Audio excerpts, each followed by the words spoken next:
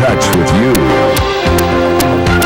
A teenager is in a coma tonight after a cliff diving accident at a local reservoir. His friends who saw the accident say they can't believe it. Good evening, everyone. I'm Brad Hudson. Patty Pyburn has the night off.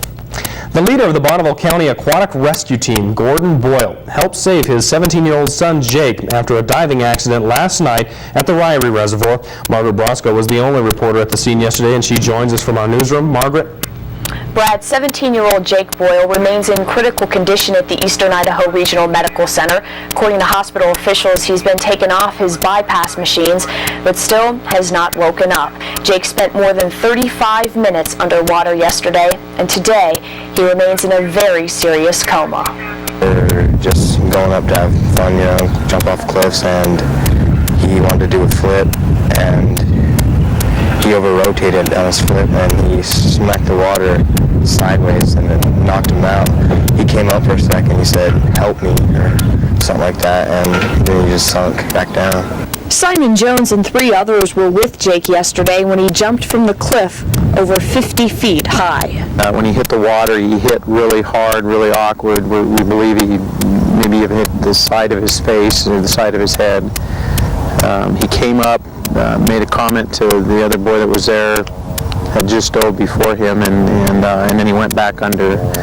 The boy made an attempt to try and get to him and pull him out, and was unsuccessful. And we realized there was something wrong, so I ran down there as fast as I could and jumped in the water, but I couldn't find him. He sank. Jake's dad, Gordon, along with another diver, pulled him up. He was over 25 feet underwater.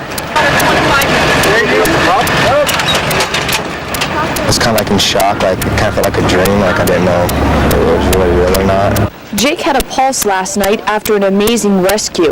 He was underwater over 35 minutes, but doctors say it's possible for the body to survive.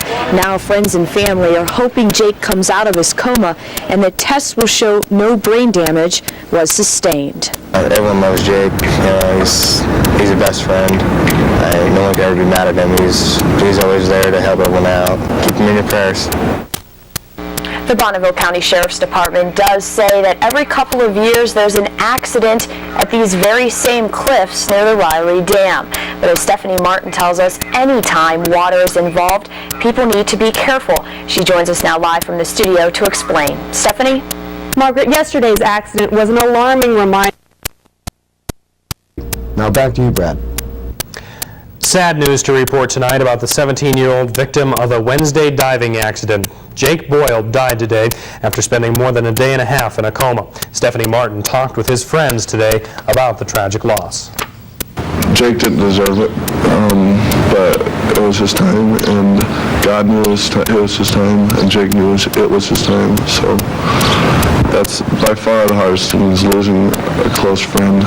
Taking comfort in their faith and their friendship, Jake's friends are pulling together to get through their grief. Yeah, I've had a really hard time. I guess I've been crying a lot. Mainly I'm just asking God to be with me, because he was my best friend, and I don't know. Jake went to church at Calvary Chapel on West Broadway, and his pastor, Rick Brown, says the faith Jake shared with his friends is helping them pull through. The comfort is actually very easy to extend to them because they believe in Christ and Jake believes in Christ. There's, hey, I'm going to see him again in heaven. And Counselor Blair Gardner says when it comes to grief, prayer can have healing powers. A great deal of strength can be found in dealing with these matters from a spiritual perspective. It's important to find purpose in life as well as in a tragedy. And he says the more kids talk about their sorrow, the better they'll pull through. And I know, and I have such a peace knowing that he is in such a better place with God, and I know that's where he wants to be. I know that he is so happy that there's no tears.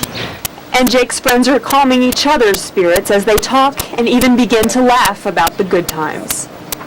Funeral services are Monday at 2 p.m. at Taylorview Junior High School, and our thoughts go out to the Boyle family tonight.